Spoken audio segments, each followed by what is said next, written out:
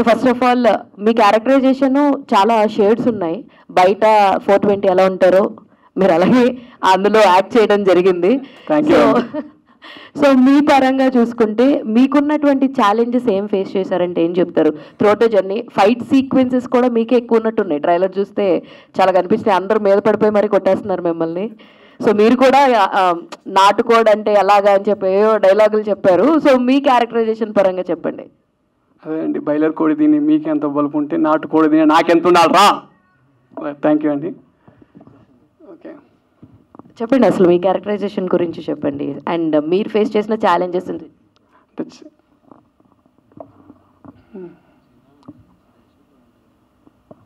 Prompting కావాలా మీకు మీ director దగ్గర?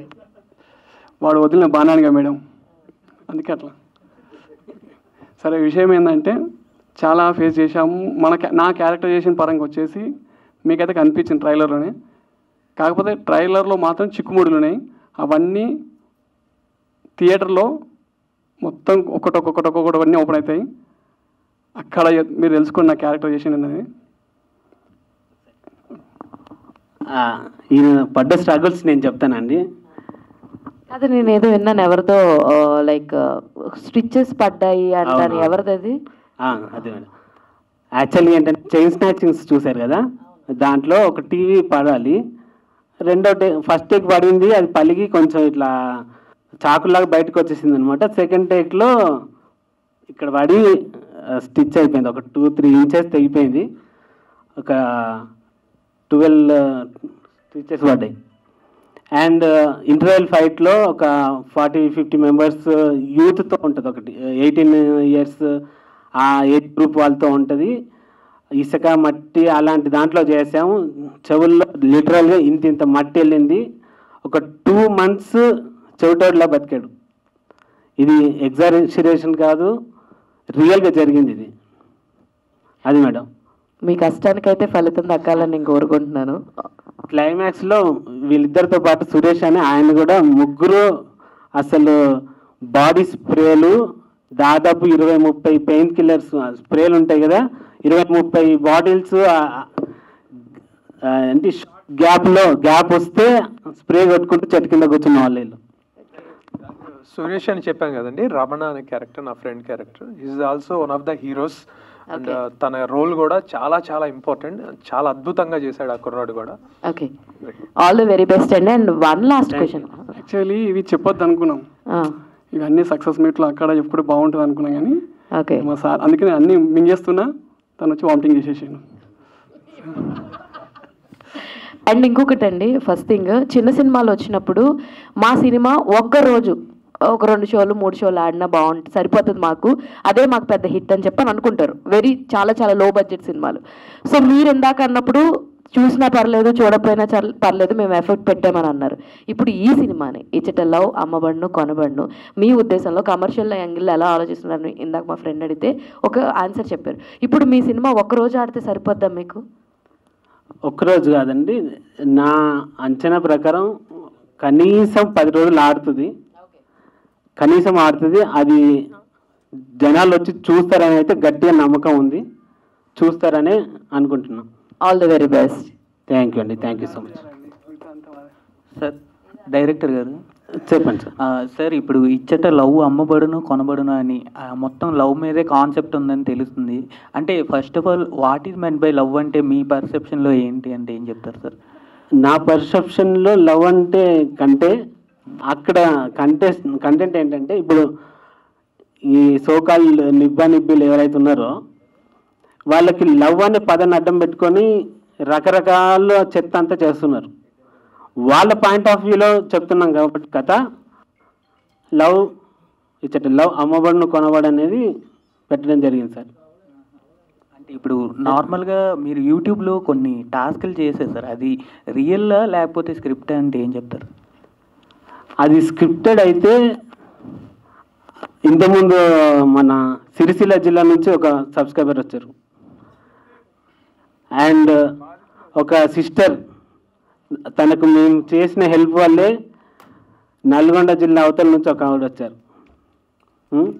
అండ్ ఇట్లా అంటే వాళ్ళ ఐడెంటిటీ రివీల్ చేస్తే వాళ్ళకి ఇబ్బందులు కాబట్టి వాళ్ళని ఇక్కడ దాకా పిలవచ్చు నేను. బట్ వాళ్ళ ఐడెంటిటీని రివీల్ చేసి వాళ్ళకు ట్రబుల్ ఇవ్వడం ఇష్టం లేదు కాబట్టి దాని గురించి ఇంతకంటే ఎక్కువ చెప్పలేను.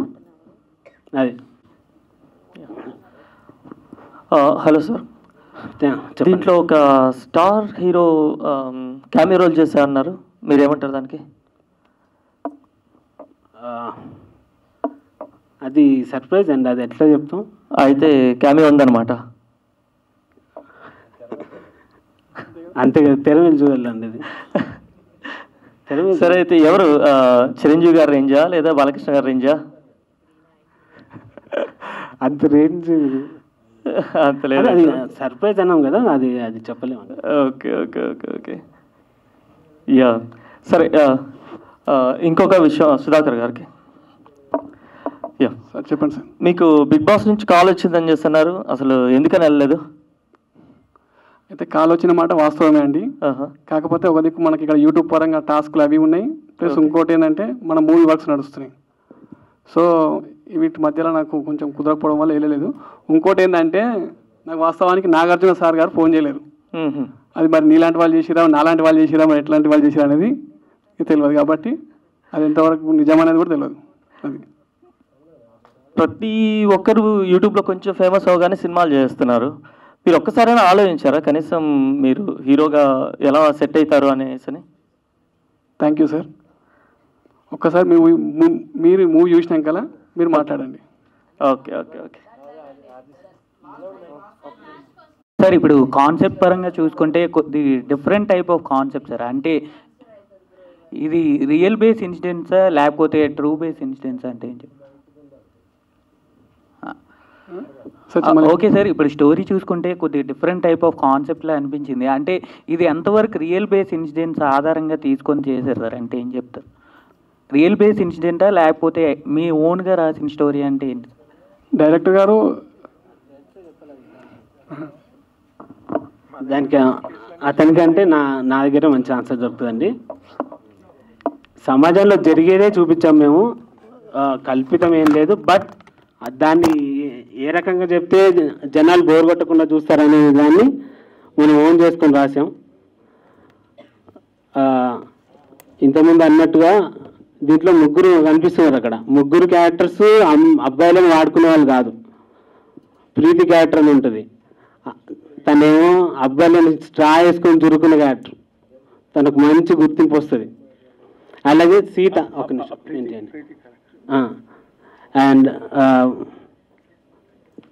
ఇంకొకటి బటర్ఫ్లై అనే ఒక క్యారెక్టర్ ఉంది. ఆ అమ్మాయి చాలా ఇన్నోసెంట్ మంచి అమ్మాయిలాగా చూపించాం. అండ్ యాపిల్ అనే ఒక క్యారెక్టర్ ఉంది. ఆ అమ్మాయి ఏమో కొంచెం ఒక సస్పెన్స్, అది చెప్పలేము. అది సార్, అంటే ఈ స్టోరీ అనేది ఓన్గా జరిగిందా లేకపోతే ఎక్కడైనా జరిగిన స్టోరీయా, మీ ఓన్గా రాసుకున్నారా? అదే బేస్డ్ ఆన్ రియల్ ఇన్సిడెంట్స్ అయితే కాదు, బట్ సమాజంలో జరిగేదానికి మనం జనరంజకంగా ఎలా ఉండాలనే దాన్ని క్రియేటివ్గా చేసుకొని క్రియేటెడ్ స్టోరీ. మంచి స్క్రీన్ ప్లే ఉంటుందండి.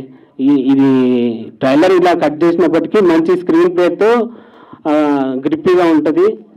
డాట్స్ అన్ని కనెక్ట్ చేస్తే మంచి హై వస్తుంది క్లైమాక్స్లో కూడా. అది ఆయన ఏదో చెప్తున్నట్ట.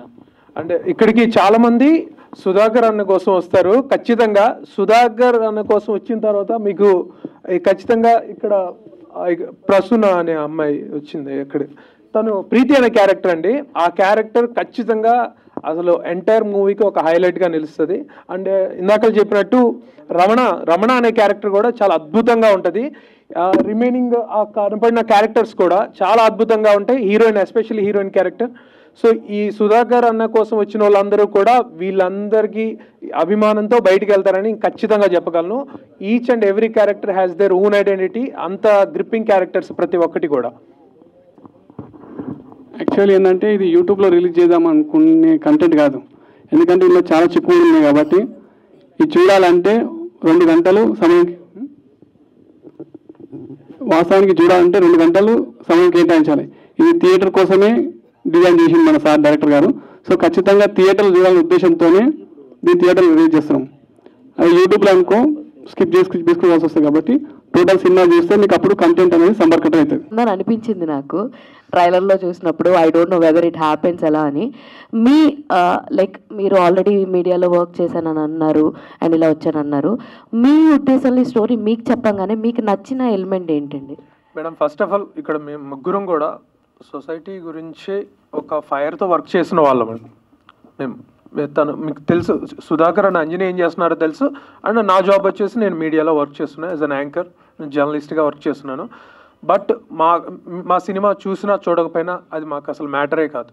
చూడండి చూడకపోండి అది మ్యాటరే కాదు. కాకపోతే మేము చెప్పదలుచుకుంది యూట్యూబ్ స్థాయిలో కొంతమందికి రీచ్ అవుతుంది. But cinema is a greatest media అని నా బలమైన ఉద్దేశం. సో దాన్ని సినిమా స్థాయికి తీసుకెళ్ళి చూపించాలన్నదే. సినిమా కమర్షియల్ పరంగా కానీ ఎంటర్టైన్మెంట్ పరంగా కానీ కన్ఫ్యూజ్డ్ కామెడీ ఎంటర్టైనర్గా కానీ అసలు ఎక్కడ కూడా బోర్ కొట్టదు. బట్ మేము చెప్పాలనుకుంది బలంగా చెప్పాము. అది ఇంకా ఈ మీడియా ద్వారా ఇంకా బలంగా వెళ్తుంది అనేది మాత్రం మా గట్టి నమ్మకం. సినిమా చూడండి చూడొద్దు అని కూడా మేము చెప్పాం. మేము చెప్పాలనుకుంది బలంగా చెప్పాం. అది we're very very confident on that. All the very best and Sudhakar garu. Thank you.